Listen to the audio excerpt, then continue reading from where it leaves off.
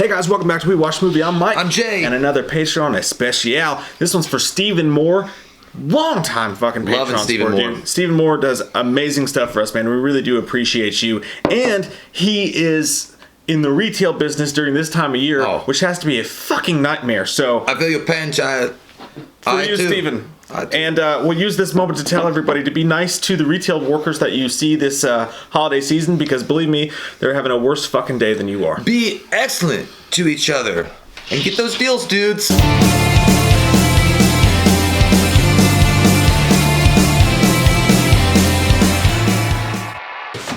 Shit. Goddamn you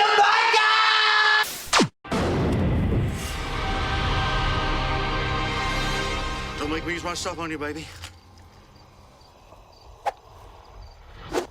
I think I'd seen parts or bits of this film a long time ago. I'd never watched it straight through, and holy shit, it was one of my faves I've ever had in my life. My favorite times of comedy has come from this movie. Not my favorite, but one of my favorite. It's definitely ranked up there higher than I thought it would. Dude, I gotta say, like, obviously Bruce Campbell is beast, and he's awesome in whatever he does, and he's funny as fuck in this, playing Elvis Presley. But the dude that plays Jack Kennedy, or John Kennedy, is my favorite dude of all time. I came in here to take a shit because they hadn't cleaned up my bathroom. I think it's Lyndon Johnson. He's trying to assassinate me. And he's like, shit, man. He's like, Lyndon Johnson died. He's like, shit. He's like, that ain't gonna stop him. He's like, he's so ugly, because goddamn ugly.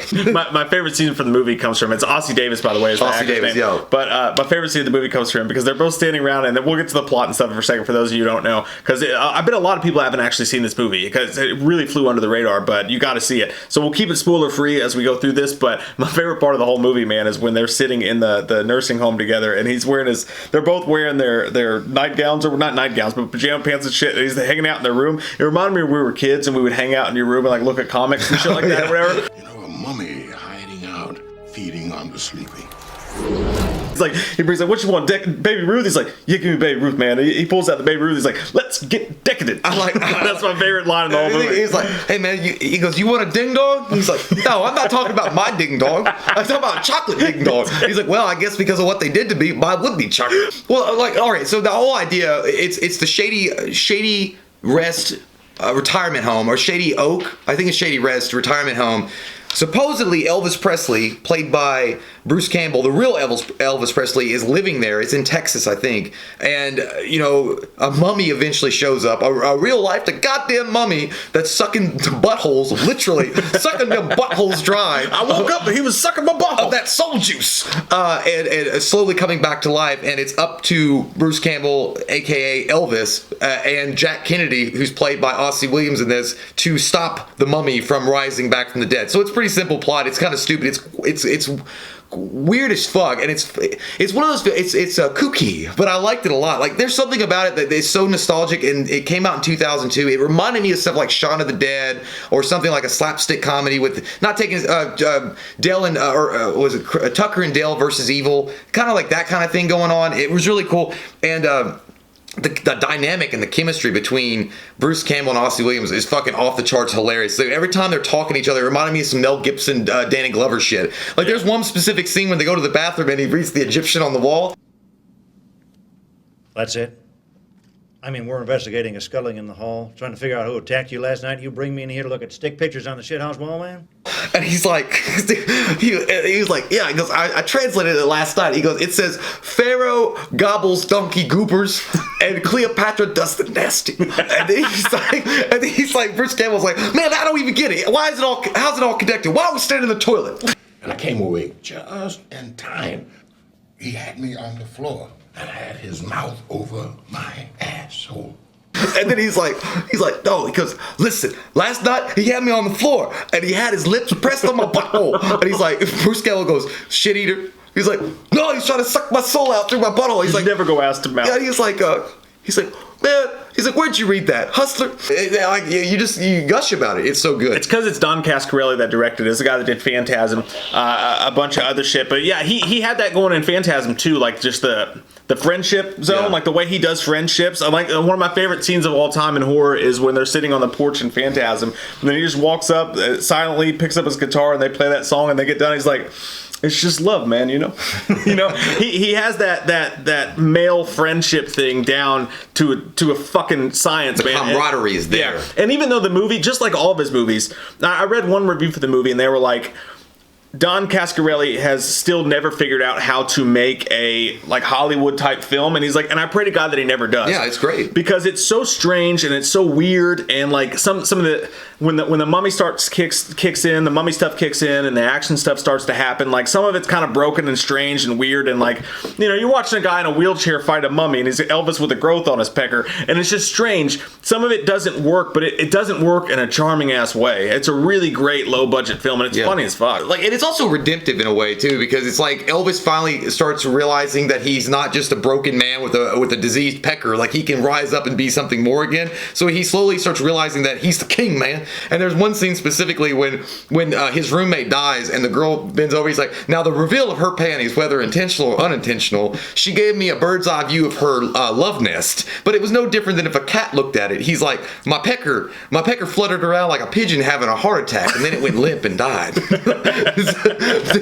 It was so, I don't know, man. There's so many cool things about this. I like it when he actually does get a boner, because there's some gross stuff in here too. Like, and they let you know what kind of movie it is going right in the gate, because he's literally in there and he's got this growth on his pecker and he's talking about it. And the nurse has to come in. The nurse was fantastic, by the way. She cracked me up. She has to come in and she's like, I'm gonna come in and do that thing we were talking about. You know what I'm talking about. And she comes in and she starts to put like the cortisone 10 on or whatever, and you can hear the sounds of it, like and he's sitting there and he's thinking about what's all the weird shit going on with this mummy and what's going on, and all of a sudden he gets the first boner he's had in like 20 years or whatever. And she's like, Mr. Presley, she's like, you should be ashamed of yourself. He's like, why don't you go in there and pull on a little bit. He was like, man, 20 years ago, just 20 years ago, I'd give this girl a curly lip smile and she'd be eating out my asshole. It was so good, man. And again, Bruce Campbell is shining through, like, and you can tell he's having a lot of fun with this role, and he's having a blast playing it, and Ossie Williams is great. Everybody's great in it, and it's not taking itself seriously. It's literally just being, guys having fun making a movie, and that's the best part about it. Like, you can tell that, like, yeah, there's a plot and there's some stuff going on and stuff like that, but literally it's just about, let's make some jokes, let's have a good time, and fucking show it to the people, and that's the best part. And there, and again, the redemptive phases of Elvis is the best part. Like when he starts finally walking around after his busted up hip gets a little bit better. I was gyrating, see, taking care of business, and then my hip went out.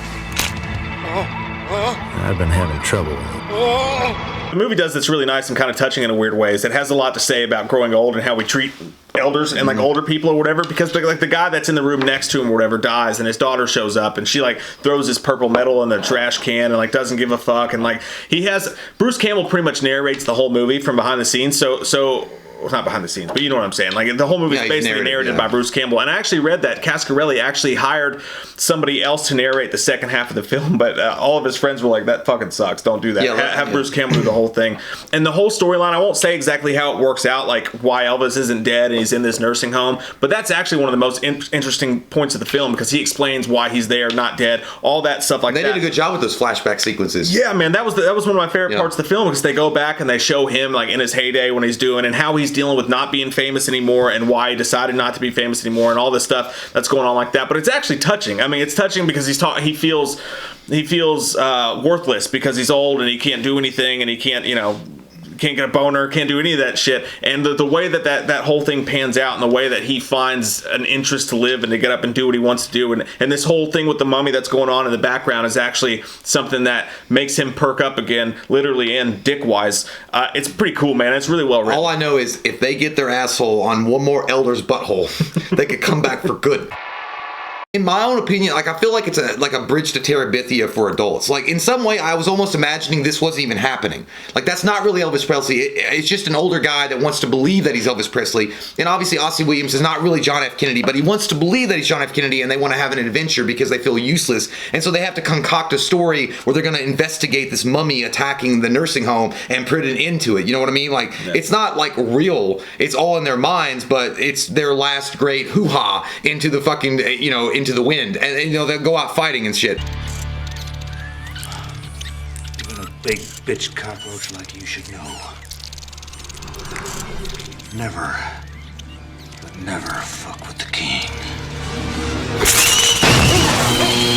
You big bitch cockroach. cockroach. And then when it flies up, he's like, hot damn. And he was like, don't make me put my moves on you. Every time he would do the karate thing, like, they have to trip over his walker. I like it when he gets done, he kills him. He walks out in the hallway and he's got his fucking robe hanging off. He's like, hey man, y'all got a serious bug problem in here, man. It's fine, it's fine. And then some of my favorite shots is back when he was Elvis, like showing him back in Elvis, and he goes to live in this trailer park. I'll let the movie tell you why. But when his trailer park catches on fire in the barbecue and it blows up. Did you see that? Yeah, he's standing outside. And dude, Bruce Campbell is a great fucking Elvis, he's awesome, dude. yeah. When the trailer park goes up and he's like, you see it, man? Just went up like that. It was fun. Yeah. And he was like, what was that? It was fun, dude. Oh my god. Like again, it sounds like we're gushing and we're just, blowing a lot of smoke up the asshole of this film because it deserves it though. I feel ashamed having not seen it. It came out in 2002. I think you should do yourself a favor if you're a Bruce Campbell fan, if you're a fan of slapstick comedy mixed with some horror elements, if you're a fan of Dell & Tucker versus Evil or Shaun of the Dead or anything like that, definitely do yourself a favor and check this out. Phantasm. Yeah, if you're obviously there's some suspension of belief. You have to believe that this is Bruce Campbell playing Elvis Presley, and it really is Elvis Presley. I mean, you have to believe that. But nonetheless, you're not going to get like some kind of great like special effects, amazing tapestry of a film. Nothing like that. But it's Bruce Campbell at his finest, and it's also Bruce Campbell having a lot of fun doing the film. And there's just a lot of love that was put into the movie, and you can tell like it was like, hey man, let's make a really funny movie, and fuck this. The plot really doesn't matter. Like you just have fun, and the plot's there. It's loosely tied around, but it's really about the camaraderie and getting over. It's Eye of the Tiger, man. Like it's like rising up and fuck the pickled pecker that's diseased. Well said, man. Yeah, man. We'll see. Jack Kennedy. I got sand in my head. Sand. Yeah, He goes, what if somebody disconnects at the DC White House? I give this thing 8.5, man. I enjoyed the shit out of this movie. It's a charming ass movie, man. And you do have to get through. Maybe if you start watching it, give it. If at first it doesn't really take you by the nut sack, but it will. It will lick there soon. That reminds me of that Drake song. It's like people want to take my spot, but I'm good where I'm at. You spit when you talk, man. When I die, put my money in the grave. Yeah, I'm going to give it an 8.5 myself. It's the same reasons why. I mean, I love the films that explore the friendship, especially between two people that are going through a similar fate at this point in their life. They're both forgotten. They're both relics of a past, and nobody cares about them anymore. And they find that friendship that makes them stronger together, and they go off on this adventure to stop this mummy from sucking the buttholes dry.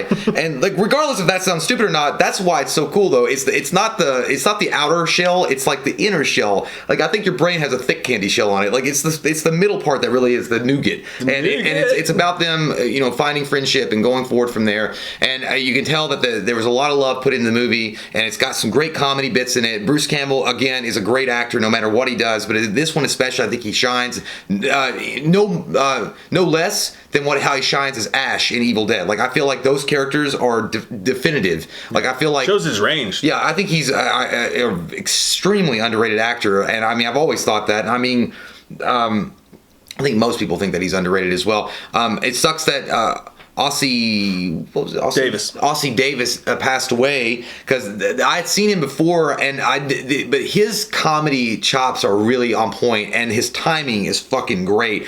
And you guys ever played Knights of the Old Republic, the original game? He reminded me of Jolie Bindo, and every time I saw him, he looked like Jolie Bindo, the Gray Jedi. Like he would just be sarcastic, and he would say some funny quips and shit. I loved it, man. Like I couldn't have asked for a better movie. I had never thought of revisiting this film, so thank you so much for it. I'm gonna give like again 8.5, and thanks, man. Like it was fucking solid. Yeah, Stephen Moore, man, we love you, dude. You're so fucking good to us, and so many of you guys are. And if you're interested in getting on the Patreon stuff, that's down below. That's what we're doing here. We pick somebody randomly every week, and we do one of our Patreon reviews for those people in the top tier. And Stephen, dude, I can't say it enough how good you've been to us over the years. Really appreciate you, man. Can't wait for this holiday season to be over so that you can rest and relax. And all of you that are in the retail field, that shit's fucking rough. Yeah, dude. Pharmacy, especially in the retail sides of it. For sure. Big old dicks. Oh, yeah. Right in your ear every day. Love your fucking faces. If you're new to the channel, click that subscribe button and get some goddamn wham up in you. I don't know what the fuck that was. What was that? I want to never do it again. Just in case that looks really weird and I feel like it did. Yeah, go ahead. No, let them know. Keep it in. We love your fucking face. If you're new to the channel, click that subscribe button and get some goddamn wham up in you. Oh.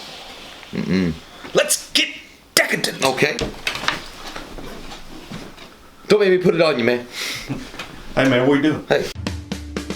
We watched a movie. Yeah. We watched